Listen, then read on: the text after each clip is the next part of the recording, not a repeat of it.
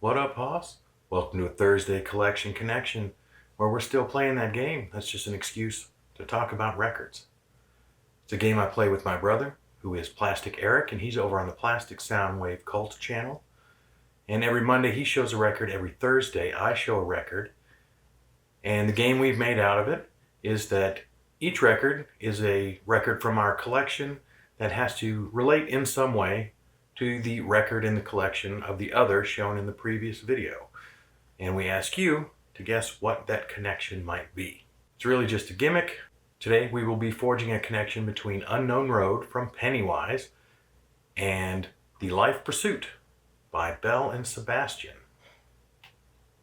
But first we need to clear up the matter of last week's connection, or the previous connection, and that is between Martin Stevenson and the Dainties' Salutation Road and Pennywise' Unknown Road.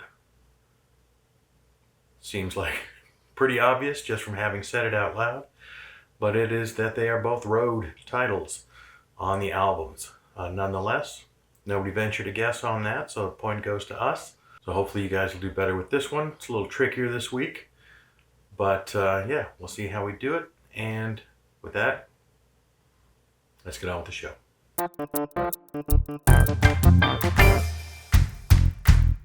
Alright, so Eric talked about Pennywise's Unknown Road album.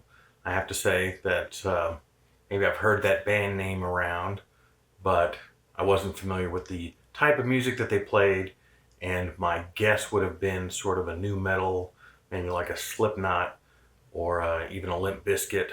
I mean, the name feels like that kind of music to me, so I was pleasantly surprised, even though he did say that the year was 1993, which kind of predates the nu metal thing a little bit. But I was happy to hear that it was definitely more of sort of a Bad Religion inspired sound. That is something, Bad Religion is one of those bands that I've never gotten deeply into, but I've had friends who were into them, and I enjoyed the albums when they played. And so the Pennywise felt very much like that to me.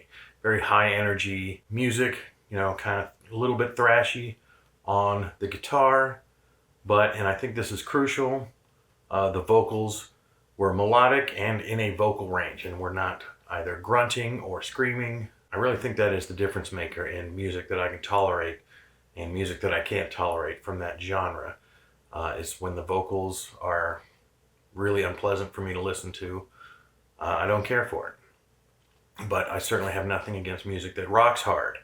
And so the Pennywise did that and came out, rocked, as Eric said, maybe a little hard to differentiate from song to song.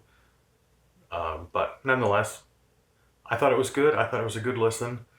And I was surprised. So it's always nice to have your expectations exceeded. And Pennywise certainly did that for me. Now for the connection, I have connected it to The Life Pursuit by Belle Sebastian. Covering up all the words here with my fingers. This is a special edition, a little thicker. It's a book style that came with an extra DVD of a live performance, and a nice booklet that I don't know if that came with the original standard CD release or not, but very nice edition. And Belle Sebastian, I'm surprised we're almost 300 albums in. This is the first time I've gotten to connect to Belle Sebastian. I can't say that they're necessarily one of my favorite bands, but they are one of those bands that hung close enough to my wheelhouse that they have songs that I absolutely love, and I end up buying most of the records, so I have a lot of Belle Sebastian. I would argue, I think all of their studio albums, except for the most recent, which I forget the title of, but they put out 2 albums in 2023, a bit of previous, which I did buy, and then a follow-up that I did not pick up. So other than that, I believe I have all of their studio albums, but I don't end up listening to them all that often. They're more a band that I was comfortable with.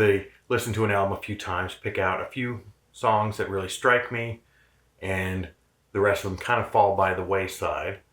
But this is one of the Not necessarily a few records, but probably my second favorite after The Boy with the Arab Strap, I think is my favorite, and unsurprisingly was the first Belle Sebastian album that I bought.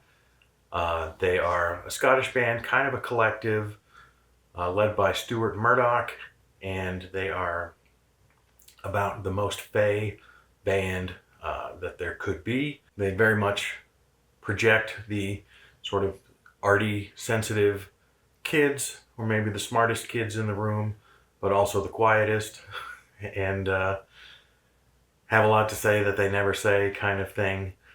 It is definitely a precious band and appeals to a certain type. I suppose I'm amongst that type, but especially in their early records, which I think is still reflected in The Boy with the Arab Strap. But a lot of people, the album before that, their first kind of real record, If You're Feeling Sinister, they had one prior to that called Tiger Milk that was more of a student project that ended up getting released as an album. But their first regular record, and I have Tiger Milk as well, it was If You're Feeling Sinister. A lot of people think that's the best one. It's a good one.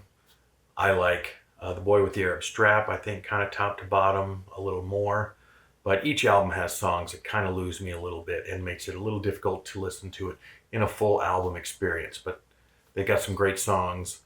Step Into My Office, Baby is a fantastic classic single from an album that I didn't necessarily connect with as much, but that was produced by Trevor Horn, and that seemed to be a turning point in the band where the music, which was always surprisingly engaging, for being as sensitive as a band as they are, the grooves are really strong. It's just kind of more organ drenched and acoustic guitar and things. And as things progressed, they got to Fold Your Hands, Child, You Walk Like a Peasant. I think that's the name of the album. Kind of a mouthful.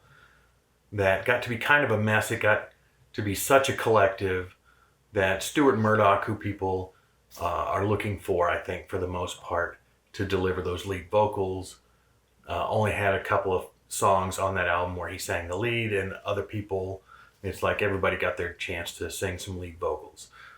I certainly don't object when other people sing on Belle and Sebastian songs, but I do think that Stuart Murdoch is the heart of this particular collective, and I would like to hear him on the preponderance of those records. And so, coming off of that Fold Your Hands, Child album, they felt a little bit lost, and then they put out, and I'm blanking on the name of it. I'm going to flip around for just 1 second and get that name. Dear Catastrophe Waitress. That album had Step Into My Office, Baby, and unlike a lot of Trevor Horn productions like in the 80s that just really went over the top and kind of almost minimized the presence of the band, he just kind of made them tight and made it just a really nicely arranged pop song.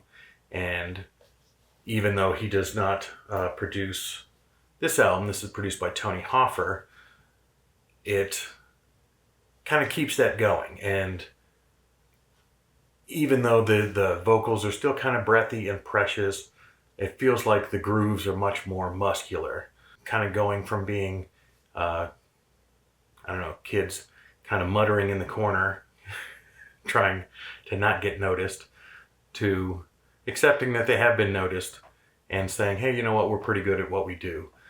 And so I thought this really hit it. It's what I think of as a Sunday morning album. It's got some really beautiful harmonies on it, and it just sounds fresh. And on a sunny Sunday morning, it's a great chill album to put on. That's not so chill that it's sleepy, but is sort of, just kind of acoustic and relaxing enough that even though the songs are upbeat, you're not getting blasted out on a Sunday morning. It's relaxing enough for a Sunday morning, but not the kind of thing that makes you go back to sleep. So it's a great one. It's probably the last one that I really listened to quite a bit. I've continued to buy their albums, but They've barely been in rotation at all. Maybe a little bit with Girls in Peacetime, Just Want to Dance. That's not a bad one either. I do have a couple of songs that I like off of that one. But yeah, I continue to buy the albums. They're used by date. May have come and gone, I'm not sure. But I think it's more just my thing that it's difficult to listen to them an album at a time rather than a killer track at a time. My favorites kind of span their entire discography, but it's one or two songs per album for the most part that I really love, with a couple of exceptions. Boy with the Arab Strap, Life Pursuit, that I think are kind of stronger and more listenable, or a higher incidence of songs that I really like, which makes the albums easier to listen to. This is one of them. So I will throw this over to Eric, and he will find a connection to Belle Sebastian's The Life Pursuit over on his channel, The Plastic Soundwave Cult, on Monday. So you can look forward to that. And in the meantime, we ask you to try and figure out what the connection is between Unknown Road from Pennywise and The Life Pursuit from Belle Sebastian. I will say it is based on the band and not on these particular albums that we've talked about. And yeah, if you have a guess, leave that down in the comments and maybe give the video a like. I'm certainly not immune to it. I don't ask for it, really, but it'd be nice. And with that, that's all I got. So I thank you for watching, and bye-bye.